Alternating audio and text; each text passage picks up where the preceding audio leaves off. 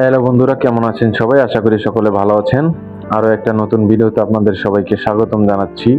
আজকের ভিডিওটার main topic হচ্ছে সাকিব আল হাসানকে নিয়ে। আপনারা ইতিমধ্যে অনেক নিউজ দেখেছেন সাকিব আল হাসানকে নিয়ে। সাকিব আল হাসান কিন্তু বাংলাদেশে এখনো আসতে পারলেন না। কবে নাগাদ বাংলাদেশে আসবে সে বিষয় নিয়ে আজকে আমরা কথা বলবো। তাই ভিডিওটি সম্পূর্ণ দেখার অনুরোধ রইল আপনাদের। তাই আর টানাটানি করবেন না, ভিডিওটি সম্পূর্ণ দেখবেন, তাইলে পরে অনেক কিছু বুঝতে পারবেন। আর যদি ভিডিওটি টানাটানি করেন তাহলে বুঝতে পারবেন না।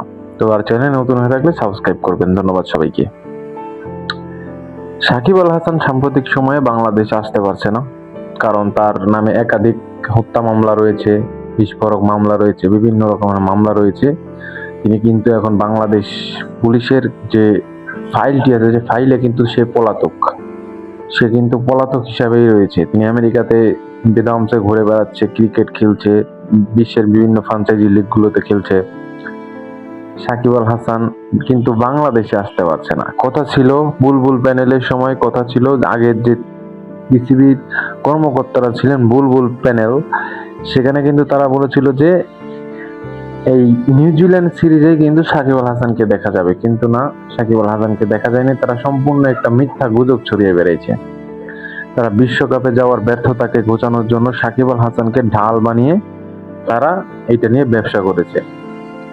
সাকিব আল হাসান কবে আসবে বাংলাদেশে? আমি আপনি সবাই অপেক্ষায় আছি। হয়তো অনেকেই সাকিব আল হাসানকে ঘৃণা করেন। আমার এই ভিডিওটিকে সাকিব আল দেখবেন, এই ভিডিওটিকে সাকিব আল হাসানকে নিয়ে করছি দেখে আপনারা আমাকে গালি দিবেন। আমি কিছু বলবো না। সাকিব আল হাসান বাংলাদেশের নবাব। নিউজিল্যান্ডের সাথে সিরিজ জিতলেন, সব ধমাচাপা হয়ে গেল, একটা আক্ষেপ থেকে যায় সাকিব আল হাসান। সাকিব আল হাসানকে দিয়ে পুরো বিশ্ব ক্রিকেট বাংলাদেশকে চিনে এক সাকিব আল হাসানের জন্য। বিশ্বের বিভিন্ন ফ্র্যাঞ্চাইজি লিগগুলো খেলেছে সাকিব আল হাসান। সাকিব আল হাসানকে দূরে ফেলিয়ে রাখা যাবে না। সাকিব আল হাসানকে দেশের হয়ে খেলতে হবে। এখানে মামলা রয়েছে অনেক কিছু। তামিম ইকবাল সাকিব আল হাসানের বন্ধু, সে এখন বিসিবি সভাপতি। এখন বিষয়টা আগাইলেও আগাইতে পারে। তো দেখা যাক কতদূর কি হয়, কি প্রসেসিং হয়।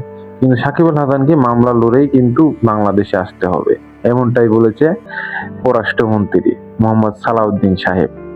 সাকিব আল হাসানকে বাংলাদেশে আসতে হলে তাকে আইনি প্রক্রিয়ার মাধ্যমে আসতে হবে। সরকার কোনো হস্তক্ষেপ করবে না, তাদের ফাইনাল ডিসিশন। কিন্তু মির্জা ফখরুল সাহেব কিন্তু এর আগে, যখন তিনি নির্বাচনের আগে তিনি বলেছিলেন সাকিব আল হাসানকে অবশ্যই দেশে আনতে চান তারা যদি ক্ষমতায় যান তাহলে সাকিব আল হাসানকে অবশ্যই দেশে আনবেন। কিন্তু তারা ক্ষমতায় যাওয়ার পরে তথ্যটা সম্পূর্ণ ভিন্ন। সাকিব আল হাসান দেশে আসতে পারছে না, আইনি মারপ্যাচের জন্য সাকিব আল হাসান দেশে আসতে পারছে না।